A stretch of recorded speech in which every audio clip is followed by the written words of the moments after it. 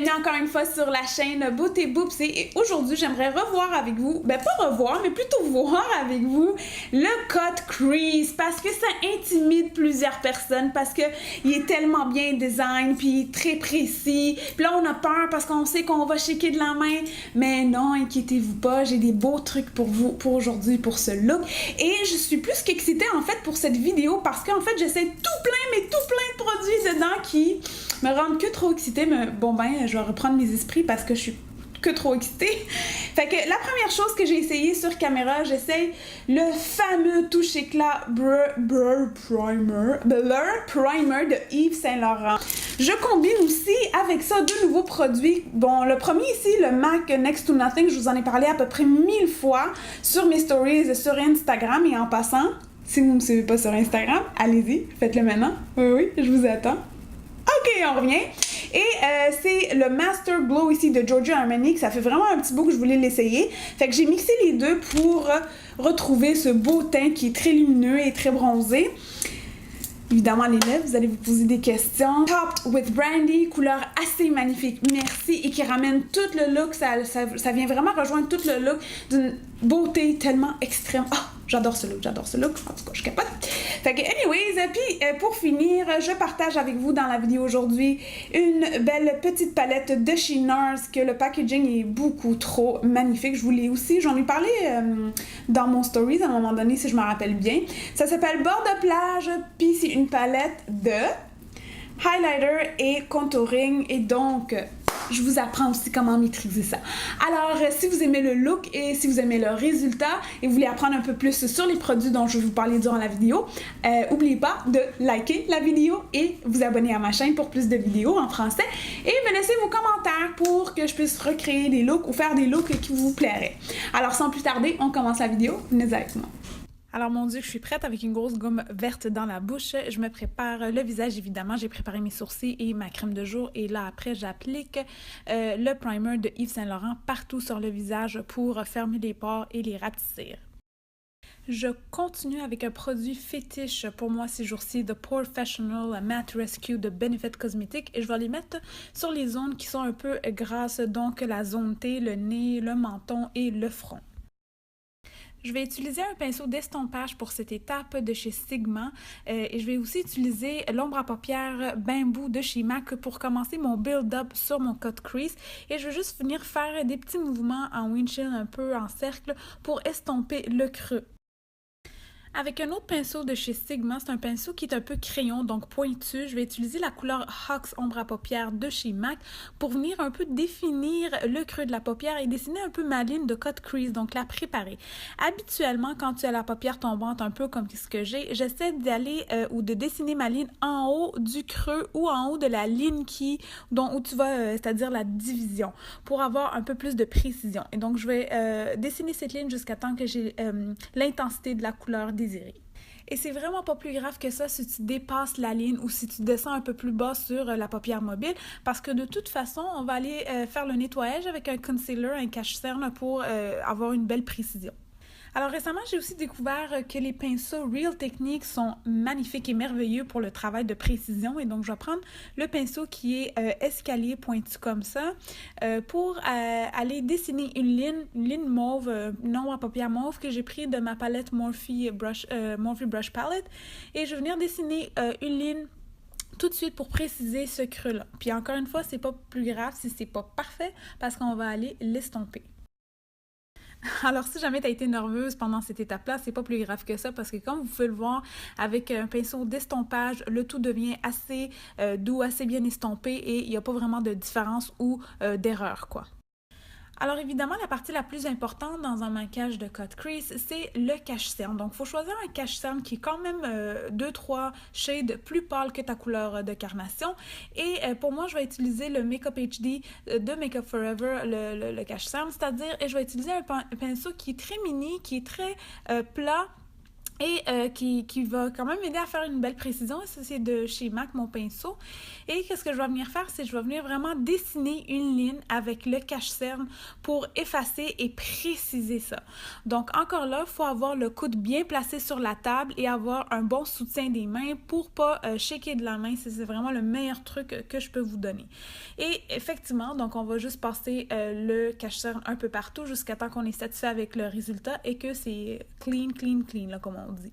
Alors, petit conseil d'amis, avant de continuer ton maquillage, il faut donner quelques secondes au cache-cerne pour sécher avant d'appliquer une autre ombre à paupières par-dessus. Alors, nous voici à la partie magique du maquillage au complet. Je vais utiliser la poudre d'ombre à paupières de chez Makeup Forever Starlit numéro 12 qui est bronzée. Puis, je vais utiliser un pinceau plat pour l'appliquer. Et waouh, la magie totale apparaît littéralement tout de suite. C'est très brillant, c'est très scintillant. C'est juste vraiment magnifique comme poudre, cette poudre-là. Et je l'applique partout sur la paupière mobile. Je continue avec une illumination à l'entrée des yeux et vu que je veux la faire un peu ombrée, donc du plus pâle au plus foncé, je vais utiliser Gilded Honey de Laura Geller, un illuminateur. Et vu que j'ai des cernes qui sont un peu bleutées, mauves, je vais aller faire la correction des cernes avant même d'aller appliquer un fond de teint ou un cache-cerne. Je vais utiliser une couleur orangée, un cache-cerne, encore une fois correcteur, de chez Makeup Forever.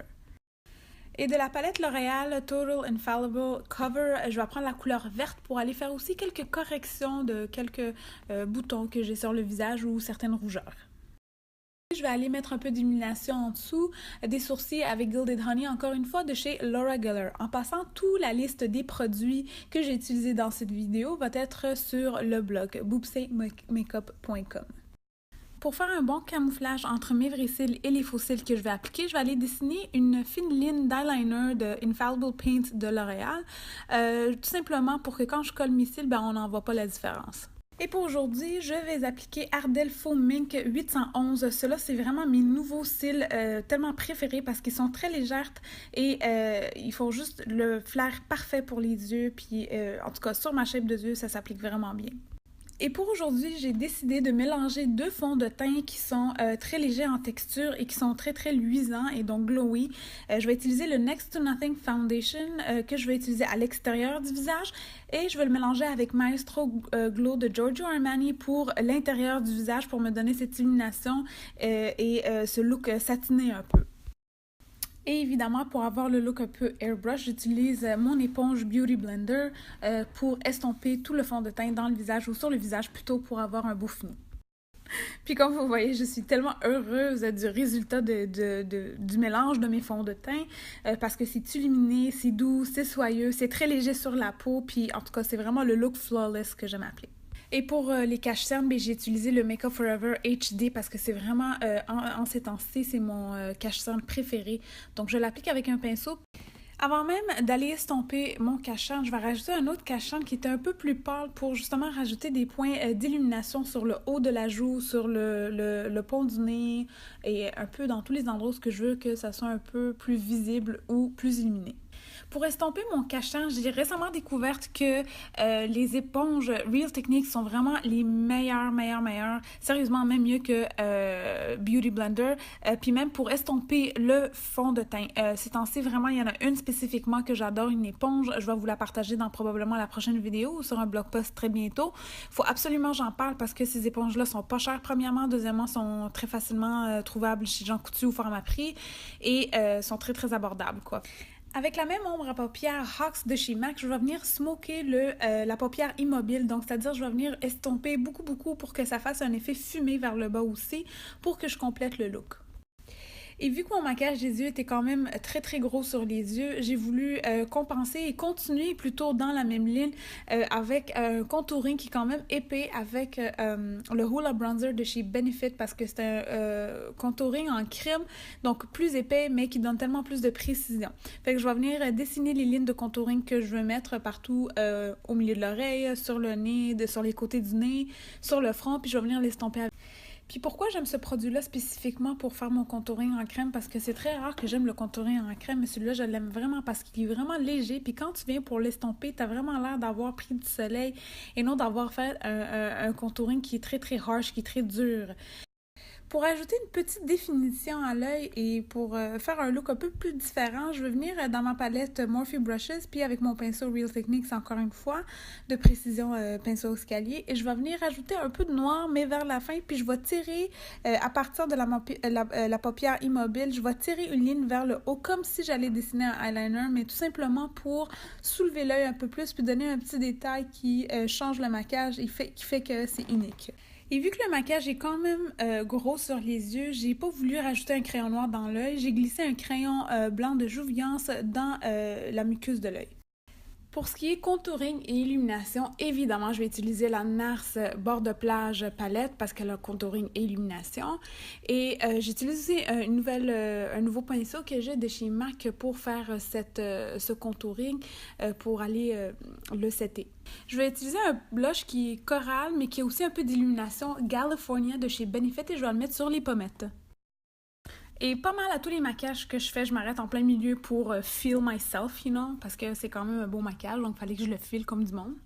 Pour ce qui est des lèvres, je voulais des lèvres qui sont quand même assez puissantes, donc je vais venir utiliser le crayon à lèvres de chez MAC Chestnut pour me donner le contour qui est un peu plus foncé, et toute la magie par la suite qui est Topped with Brandy de chez MAC, un liquide rouge à lèvres liquide qui sèche mat, qui est vraiment beau, puis il ramène vraiment tout le look ensemble. En fait, la semaine que j'ai filmé cette vidéo, j'ai porté ce rouge à lèvres-là pas mal 5-6 jours par la suite, tellement que je suis tombée en amour avec la couleur et la texture de ce rouge à lèvres.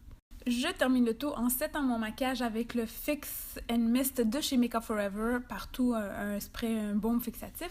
Et c'est pas mal ça. Tu peux regarder ton maquillage, c'est super beau par la suite. J'adore ce maquillage et c'est pas mal tout. Alors voilà, on a terminé le look. J'adore le produit final. Ces cils, les faux cils que j'ai utilisés, Ardell, c'est son nouveau faux mink. Ils sont magnifiques. Pourquoi? Parce que le lash band il est clair, il est très léger sur les cils, puis ça faisait un bon bout de temps que j'ai pas trouvé des cils qui me font, qui sont semi-dramatiques pour mes looks, mais qui sont pas trop encombrants, et que en même temps je peux sortir avec eux, parce qu'on a l'air quand même fou avec des faux gros cils, puis que, tu sais, en tout cas j'aime pas ce look-là quand c'est trop exagéré. J'aime ça quand ça reste chic, classe, illuminé, et que t'as pas l'air de beaucoup trop en avoir mis ou trop avoir exagéré. Donc je reste toujours quand même dans ma zone confort, mais hors ma zone confort, parce qu'on est quand même un cut crease qui est assez intense pour des sorties et des événements. Alors ça met fin à notre vidéo. Si vous avez aimé le look, n'oubliez pas de me laisser vos commentaires, un petit like et surtout vous abonner à ma chaîne pour plus de vidéos à venir. Bye, jusqu'à la prochaine fois avec Beauté Boopsy.